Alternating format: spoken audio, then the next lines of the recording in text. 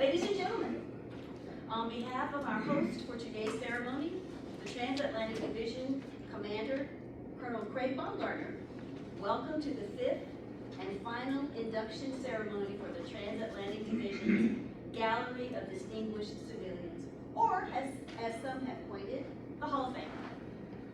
My name is Margaret Jones, Chief of Business Integration for the Transatlantic Division. I will be your narrator.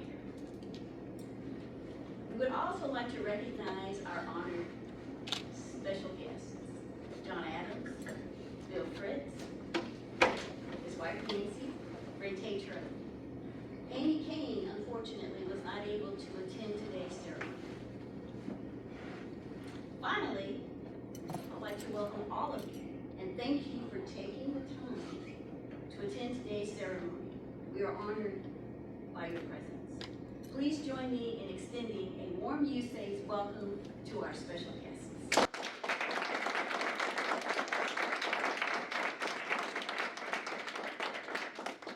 This morning's induction ceremony is a landmark occasion.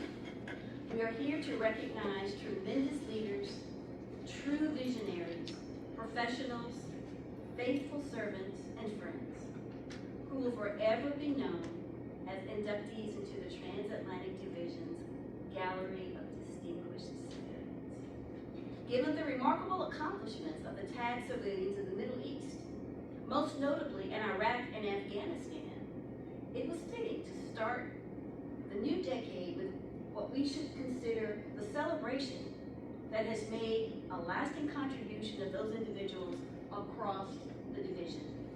Contributions that are outstanding among all who have performed similar duties. It was Major General David Hill, a previous TAD commander, who originally put forth the idea of our gallery in 2018. This effort to recognize our distinguished civilians began 7 years ago with the drafting of a policy to define the processes and criteria for nominating potential candidates. Action officers devoted many hours combing through records of past civilian personnel who had served at TAD after 2009. Comprehensive nomination packages were drafted to highlight the candidates' most significant contributions. Justifications focused not only on their actions, but also their impact and the result of each nominee's specific achievements. The ongoing result of this long process has culminated in today's ceremony as we recognize our inductees for your outstanding achievements. Ladies and gentlemen, I would like to introduce our host for today's ceremony, Colonel Craig Baumgartner.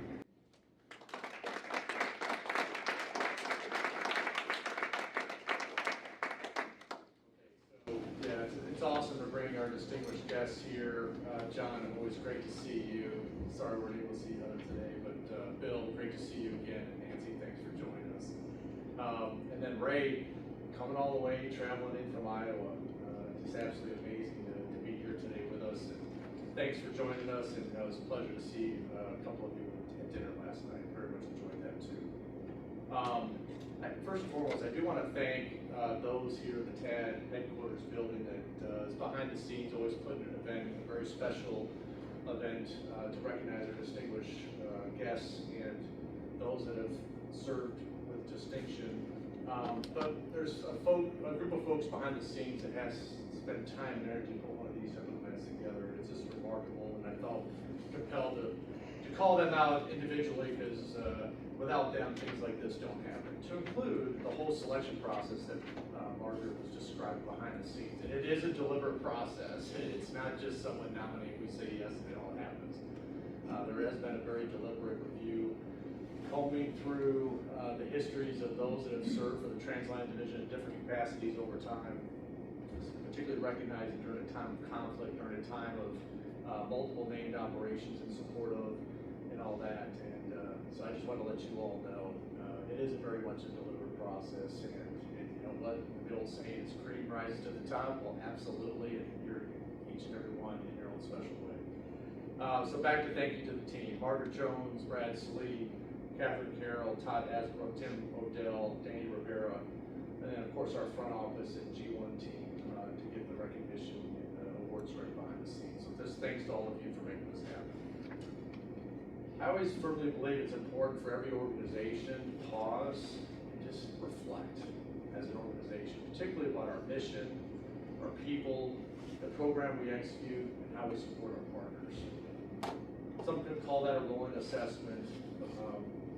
Regional governance weeks is one way we pause to do such things, but also there's the informal side of pausing and taking a look at each one of those areas. But our most precious resource are people. We spend a lot of time focusing on our people. How do we grow the talent that we need to execute our mission and deliver the program in a very complex, dynamic environment that we operate in? How do we shape the team to meet the current and the future requirements that are out there, and the workload we're always constantly reassessing? It seems like we never have enough people to deliver on the workload that we either have today or will have that we can see in the future. So if you don't have enough people sometimes to deliver on that workload, you've got to have talented people. That's that force multiplier that we talk about each and every day. The better we do that, the better the organization. But we do this to ensure we can meet our commitments, and of course safely deliver quality projects on time and within budget. That's what we talk about a lot within the United States Army Corps of Engineers, is delivering on those commitments. However, it's just as important, great organizations also reflect on what makes its foundation strong. So it's not just about mission, people, the program we deliver to the partners, but then what is making our foundation strong? For TAD headquarters, particularly during a time of conflict over 20 plus years, still today supporting multiple named operations in the Middle East, and doing this over a lengthy period, we must recognize the fact that those that served with TAD before us set the stage for our mission success for today. So let that resonate. Each of you, cultivated the culture, the TAD culture, the expeditionary mindset that we have today within the organization. You shape the way we do business still today. You forged the meaningful relationships that endure today. And you also, most importantly, you build the bench of people through your mentorship, coaching, and just demonstrate each and every day what right looks like. And you did that to ensure that we had the talent moving forward. This is, in my mind, the most important pillar for this organization's foundation. This is why we're here today. We wanted to pay homage to our teammates of the past and show our gratitude for their blood, sweat, and tears to build a foundation that has allowed us to leap forward, wearing the engineer castle with pride and confidence to execute the mission that we have, deliver the program in the Middle East in support of our partners, and again, getting after those commitments. Now, there is a transition of the TAD mission that's approaching. A little bit of explanation there, too. So both the Middle East District, our two subordinate organizations, the Middle East District here in Winchester and the Transatlantic Expeditionary District in Kuwait, are going to be realigned up under the Southwest Division. Many of the current TAD headquarters personnel are actually going to be integrated with the SWD structure to make sure that SWD has the capacity and the institutional knowledge to deliver on the overseas commitments that we have today and looking into the future. So I don't disagree with Margaret very often, but one thing I do disagree is I don't see this as our last gallery of distinguished civilian induction ceremony. I don't see it that way. TAD has a proud and distinguished history of coming and going since 1952. It's only a matter of when the call for the Transatlantic Division will rise again. I wanted to let each of you know that the Gallery of Distinguished Civilians wall is going to remain in this building. Middle East District isn't going anywhere. There's still a care provider and also we're called the garrison commander, if you will, of this compound. And we'll do this because it's an important part of the history of the Transatlantic Division and USACE's foundation in the Middle East. I am pleased to report that the foundation is strong. And it's not going away. It's just being realigned under different leadership. So your hard work, blood, sweat, and tears, I was talking about the foundation that you built before us, is strong and it's not going anywhere. So from all the TAD team, past and present, we thank you for your distinguished service for TAD, for the United States Army Corps of Engineers, and of course for our nation. Each of you accomplished your responsibilities in an exemplary manner, contributed substantially to the reputation and the honor of the United States Army Corps of Engineers and the Transatlantic Division. You performed loyally and faithfully, always putting mission and other people before oneself. And you truly are the best of best. We're very proud of you and your families, just from all of us. Thank you for what you do.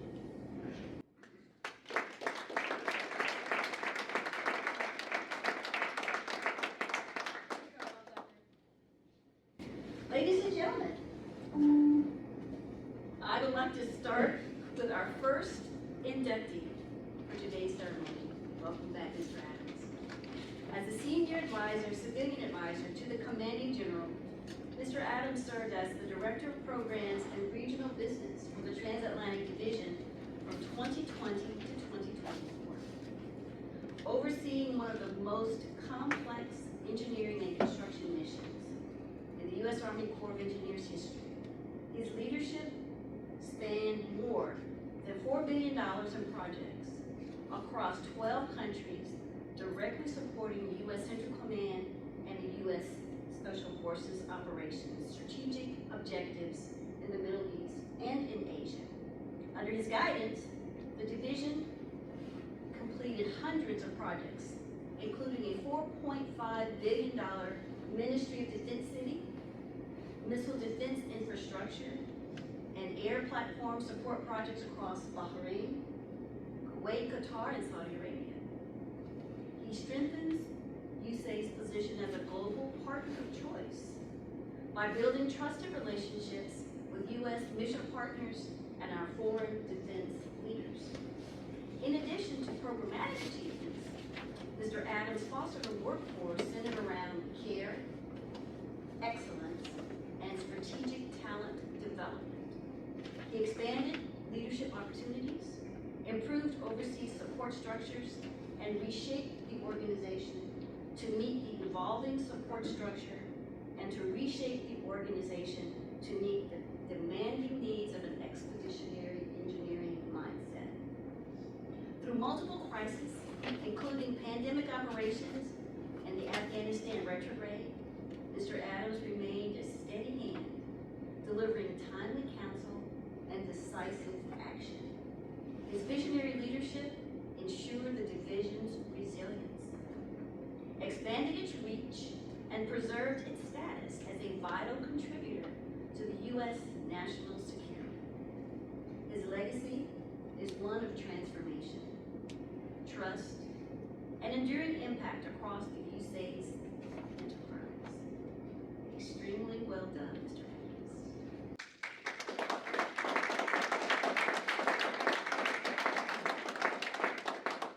I would now like to invite Colonel Baumgartner, Command Sergeant Major Arroyo, and Mr. Adams to come to the front.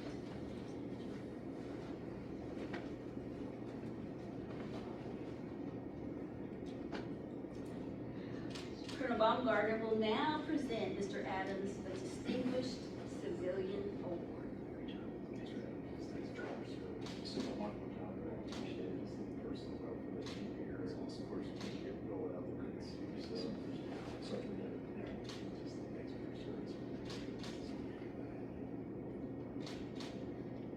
Get one picture of Catherine, just with John also.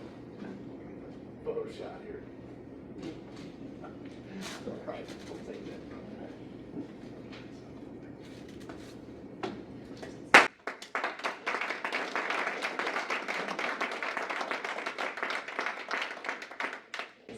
Okay, yep, we got it. Ladies and gentlemen, it is truly my honor to present Mr. John. I've been going first since I was a tender. Because it's the A, so Adams. Must be the A. I just got a few words to say.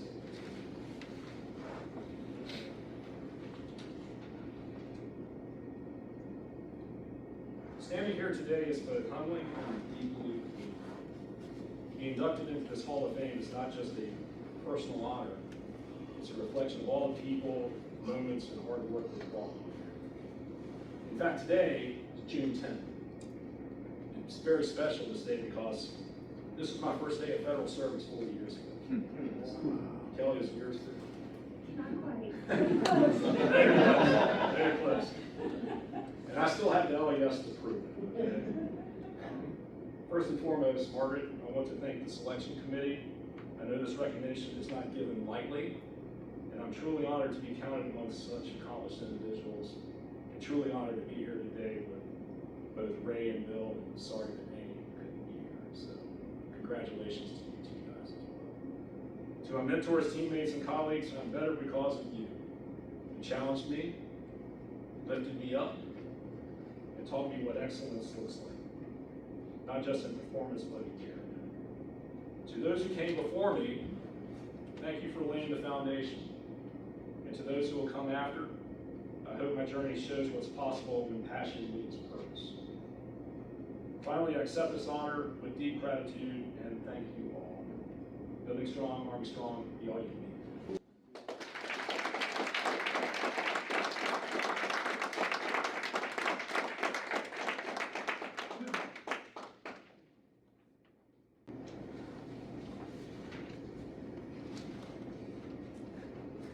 Our second inductee for today's ceremony is Mr. William Bill Fritz. It's truly good to see you. For more than 2 decades, Bill shaped the foundation and growth of U.S. Army Corps of Engineers' global contingency operations.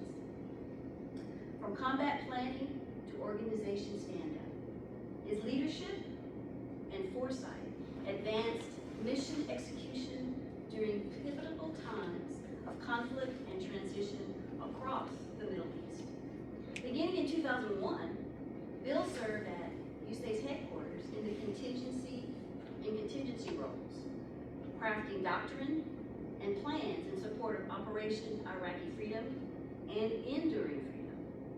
He played an instrumental role in standing up the Gulf Region Division and its 3 districts in Iraq.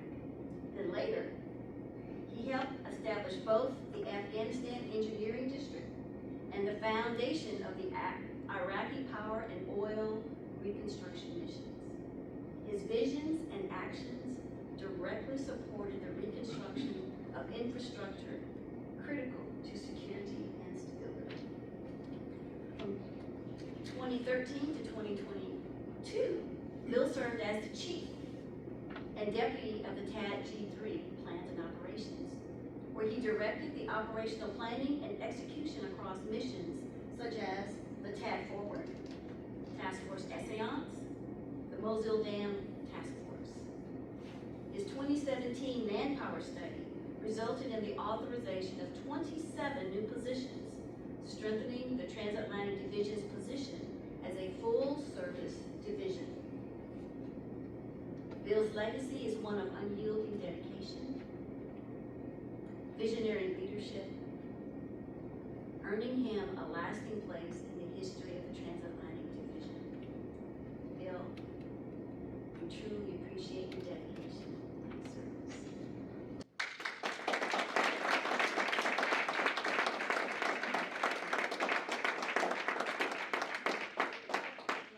To re-invite Colonel Baumgartner, Command Sergeant Arroyo, and Bill Fritz to the front.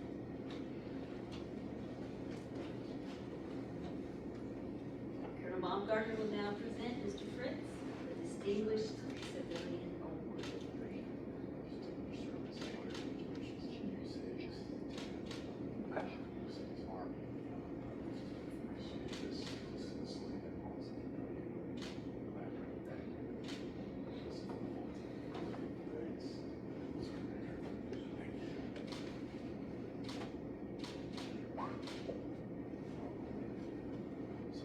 Did you want one with just? Oh, yeah. Let's go up. Just thank you. Thanks for the reminder. Keep me straight. Ladies and gentlemen, it's my honor to present Mr. Bill Fritz.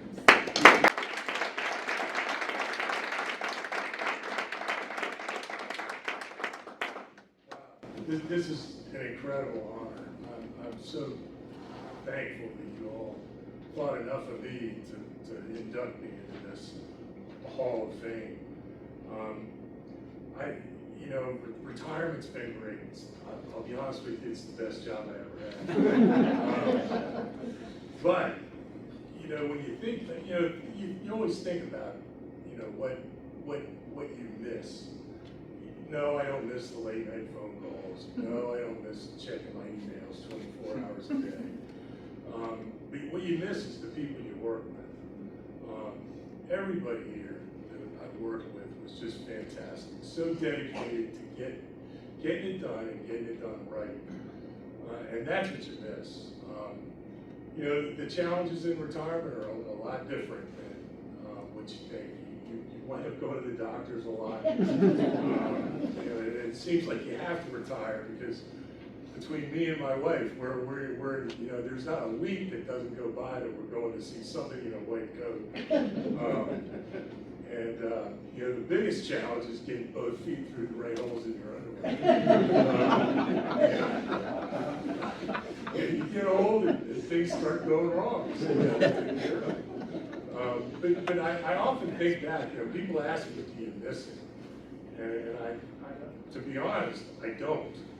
What I miss is working with the great people here and throughout my career. Everywhere I worked with the Corps of Engineers, they were just awesome people. And I thank you all for coming today, and I thank you for this honor. And I look forward to seeing you in the future. Thank you.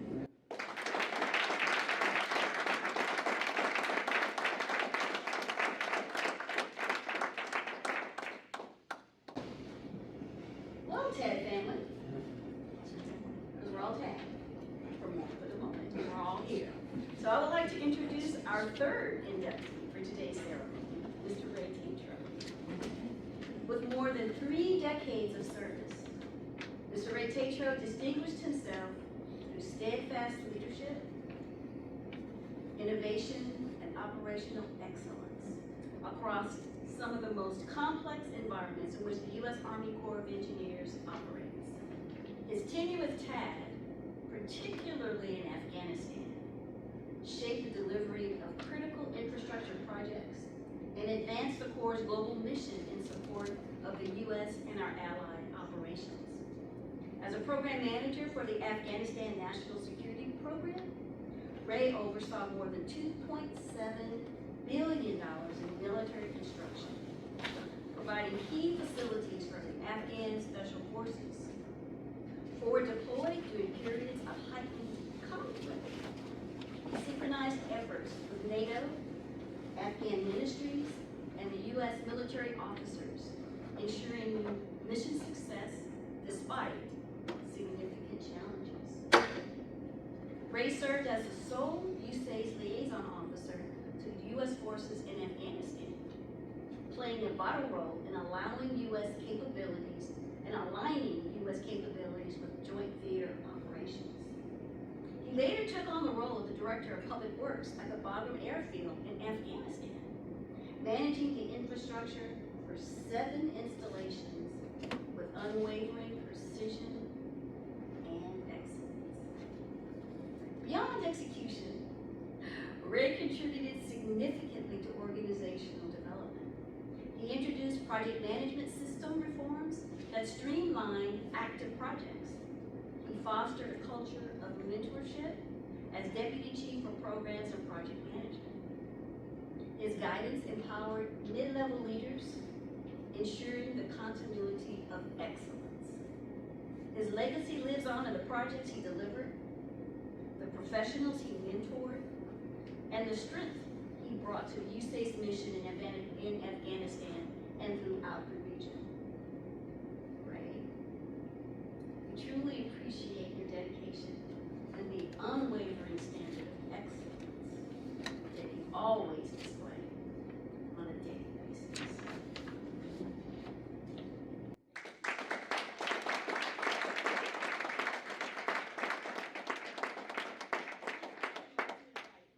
Major Baumgartner and Ray Tatro to the front.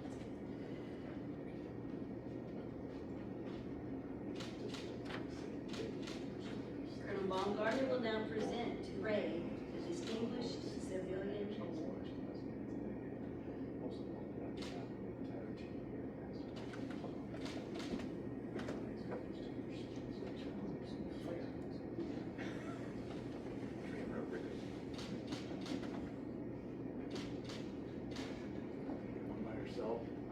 this time. Awesome.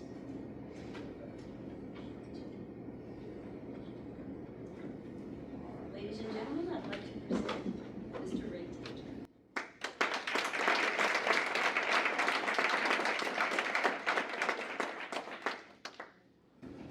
I'm used to going last since kindergarten, so my T's are always not too many X's and Z's anymore. First, I want to just say that getting here was never something I thought about while working. Never factored in to why I came to work, or why I decided to deploy, or why I decided to extend my tour once I got downrange. I never really factored this in. I didn't think about it. It didn't occur to me. It hasn't occurred to me since I retired. In fact, when I got that notice from Margaret on April 1st, my first thought was, cool, where'd you go, Margaret? Good one. I've heard from you since I retired, so you're really stored up and got me good. Then I realized it wasn't April Fool's, but I did realize then that April 1st, that's my service comp date. So, a bit like John, it's easy for me to remember that's my first day. That's when I raised my hand, took the oath at the Rock Island Arsenal, started. And now on April 1st again, I get noticed that I've been selected for the hall. So it makes a nice bookmark on my career. So thanks, Margaret. Way to go. I'm sure you planned that, right? Absolutely. Good. Take credit when you can. I just tried to take advantage of a little bit of skill and I guess maybe some ability that I had, try to make the most of it, try to do what I can, but I was just focused on the mission, the people, the team, the teamwork, and not what it did for my chances of getting my picture. I'll put the picture, since you sent me, okay, your picture. Okay, that's fine. Some of my other ones I thought didn't want to see on the wall. But I never thought I would be here, and knowing now how you go about this, I was never involved in selecting the other people, but I know this isn't just a popularity contest. It doesn't come with X amount of years of service. It doesn't just happen because you filled in the boxes and done the time. I appreciate the validation and the confirmation and the acknowledgement of my participation and my contribution to the organization in order to get this distinguished award. So thank you to the nomination committee, the selection committee, the voting members, whatever the procedure or process is. Thank you very much. This is very humbling. It's a very proud moment for me to know that my time here has been appreciated and I made a little difference in some way that has been recognized. Also, thank you to you, Margaret and the team, and everybody who's put this together today. And last night's event, I remember how those things go. I'm sure there were hundreds of man hours of spreadsheets and PowerPoint slides and meetings and IPRs and rehearsals. Good ideas at the last minute that changed everything that you had determined was already set, and you had to start over. And so you still have some work to do. I suppose you have after action review to do. You gotta document lessons learned. You gotta do video stuff and edit all those photos and try to find at least one good enough thing. Load it all in your knowledge management database. Maybe somebody in leadership development program will take it as a lead Six Sigma project. Somebody can chart the process and flow chart it and identify those choke points and non-value-added processes and steps. There's probably a couple. Next time when you do it, even though you said it's the last, I think the current will decide whether it's not the last or not. So the next time you do it, maybe it'll only take 2.5 months instead of 4 months or whatever it took to get it. Good luck with that.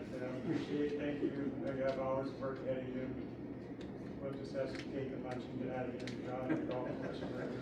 You guys can have them be. So. Good luck with all that. wrap it all up, close out sequence, don't forget that.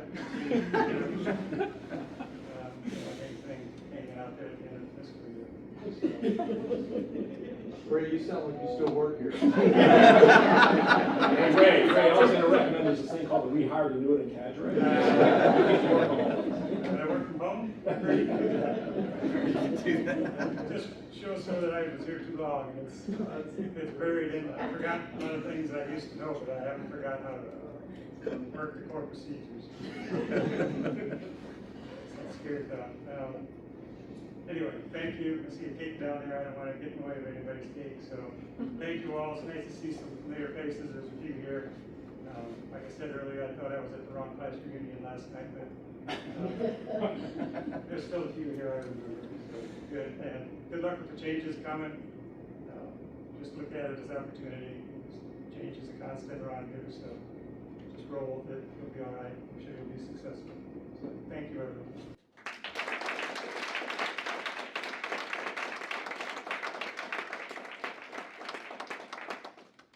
All right, finally, Amy unfortunately was not able to attend today's ceremony. However, I would like to share a brief overview of her accomplishments and support to the Transatlantic Division. What do you want to do on the picture? Thank you.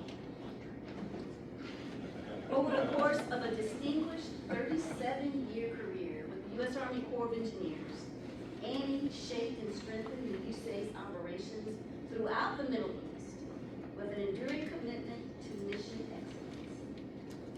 Annie led the execution of more than 1,500 projects, valued at over $14 billion, delivering critical infrastructure that supports the U.S. Central Command and partner nation capabilities. Her early leadership helped guide the transition of the Middle East Division to the formation of the Transatlantic Division. I had some rap music going on, but that's okay, in my head. Expanding USACE's ability to deliver in complex contingency environments during pivotal operations such as Desert Shield and Desert Storm. A champion of innovation, Annie helped establish the structure and processes that still define program delivery in the region. Her leadership in foreign military sales and military construction programs was instrumental in strengthening defense partnerships in Iraq, Kuwait, Afghanistan, Kenya, Tanzania, to just name a few. As a MILCOM program manager, Annie oversaw more than 100 projects exceeding $2 billion, directly improving the quality of life and security for our U.S. and allied forces. Annie was also, and is also, a respected mentor who shaped the careers of countless engineers, civilians, and military officers across USACE. Her legacy includes not only the infrastructure delivered under her watch, but the teams that she also empowered and the trust that she built with her mission partners. Annie's dedicated service leaves a foundation of excellence that continues to support USACE's global mission and has inspired the next generation of civilian leaders. Well done, Annie.